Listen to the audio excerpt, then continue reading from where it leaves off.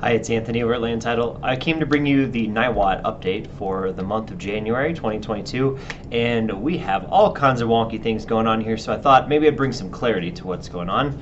We're showing our average sales price at $2.5 million, which anyone living in Niwot knows $2.5 million is pretty unrealistic for an average sales price. It's definitely part of the top end of the market, but what that really is a composition of sales error, and you see this all the time in Niwot where it's been bouncing all over the place.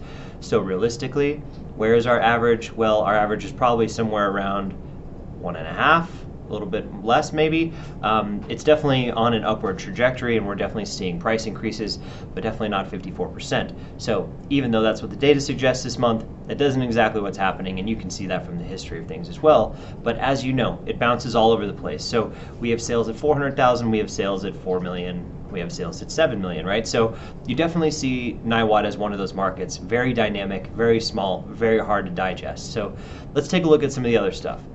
There is no attached unit in Niwot, obviously, that we're looking at there. So those don't happen, but let's take a look at the single family home price per square foot. And you can see this around 370. I don't necessarily know if that's too far out of line. You know, it's probably a little high, but realistically, that's about where Louisville is. Boulder's sitting around 450, 500 a square foot. That would make sense that Niwot is kind of in that realm, right? Proximity to Boulder, really good. High value assets. Real estate is doing remarkably well there. But we're in the neighborhood, right? We're getting close. The other thing to talk about is just this supply.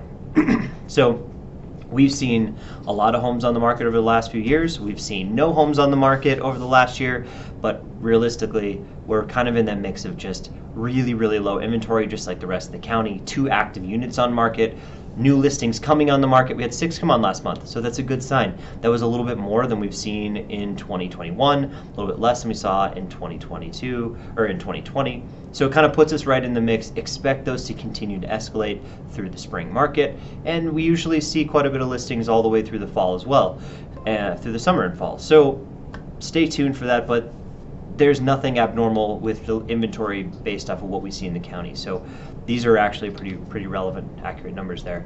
The pending numbers are going to be completely dictated based off of active units. And you've seen this over the last couple of years. These numbers bounce around all over the place. Well, they're really dictated by how many homes come on the market, how many buyers are active. Well, right now we have a ton of buyers. We don't have enough listings. So if there is a new listing coming on the market, it will most likely sell, and it will be in here in the pendings in the following month. Month supply of inventory, 2 homes puts it at 0.3. 0.3 is in line with the rest of the county. So I would say this is absolutely accurate, and expect a very tight inventory situation in Niwot the rest of the year as well. Lastly, percentage sold price to list price. Our percentage sold price to list price is showing 98.1%. But we were showing a $2.5 million average, so that's out of whack. That's not exactly where we're going to be. Expect this to be elevated. Expect us to be in that 102 to 110% range over the springtime. I mean, we are going to have bidding wars. We are going to have difficult situations and negotiations in this market, and you really are going to earn your salt as an agent in this market. And if you're a buyer, stick with it. Just like everywhere else, this is going to be highly competitive and highly sought after, and expect to be paying over asking price because of these bidding wars taking place. There are so many more buyers than there are sellers.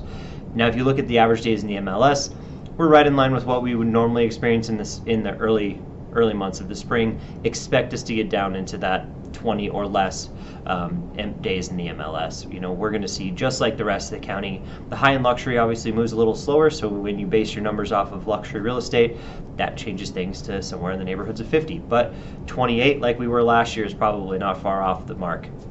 If you have any other questions, obviously I'm happy to talk about this a little bit more. I'm Anthony at Land Title, and I'll catch you in the next video.